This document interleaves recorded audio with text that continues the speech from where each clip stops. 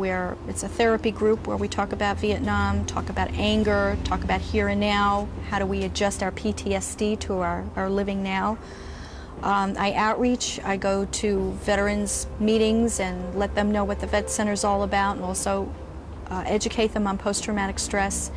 I go out to professional meetings so that psychologists, psychiatrists, nurses, various people that might come in contact with veterans have a sense of what's going on. There's nothing worse being treated with a personality disorder when your problem really is post-traumatic stress. I do know of cases where when somebody describes a flashback, the psychiatrist thought that they were hallucinating. So it's very important that people on the outside have an awareness of what post-traumatic stress is and the problems of Vietnam veterans so that they can provide them the proper treatment.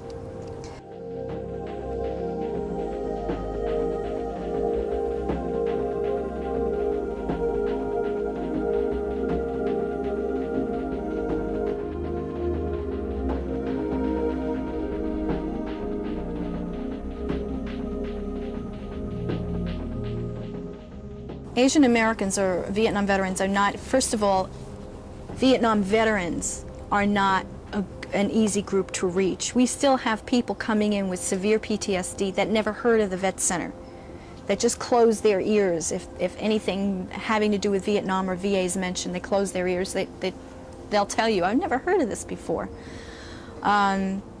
So it's bad enough to be a Vietnam veteran, but when you're an Asian Vietnam veteran with the complex issues on top of the typical issues of a Vietnam veteran, that makes it harder to pull them in. There's a lot of mistrust. And what do you expect from these people who were not trusted themselves? Their loyalties were not trusted in Vietnam. They were treated by their own men and by superiors in a negative way. And you want them to trust a VA system that is governed by the U.S. government? My hope is to be able to go into the Chinatown community and start educating people that will help me create a group. And I would like to start a group actually in Chinatown rather than at the Vet Center. That's one of my goals, one of the things I want to do.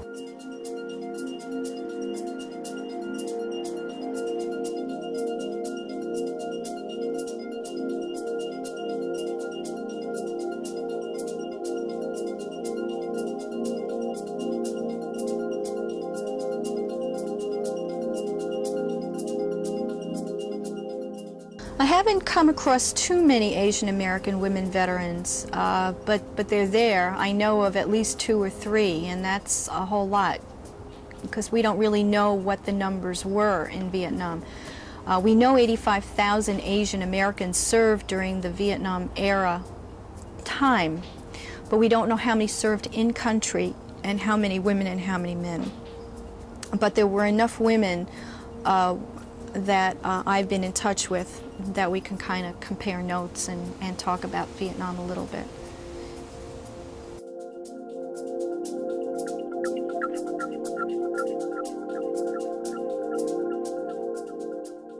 When I work with, whether they're Asian American men or Hispanic men or black men, they're not going to be that verbal when they're hurting because they're fearful that their emotions are going to overtake them.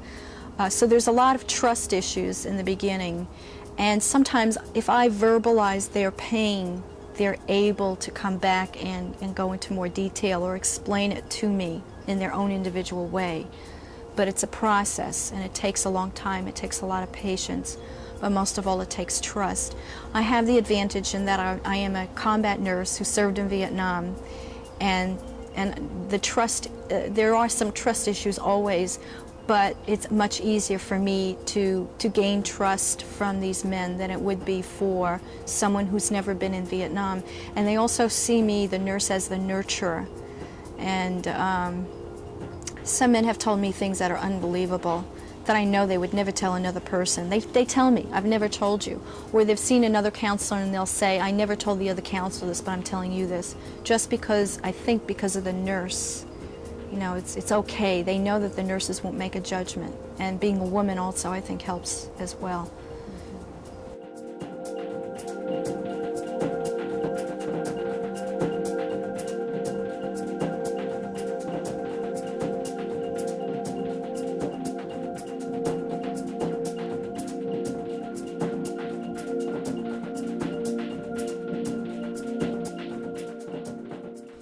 He said, "Mom," and I responded and became her.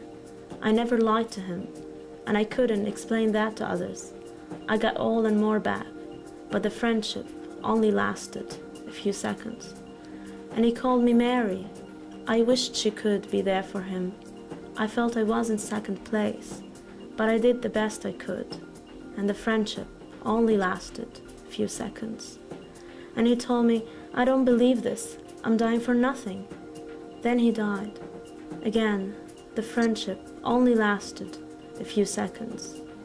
How can the world understand any of this? How can I keep the world from forgetting? After all, the friendship only lasted a few seconds.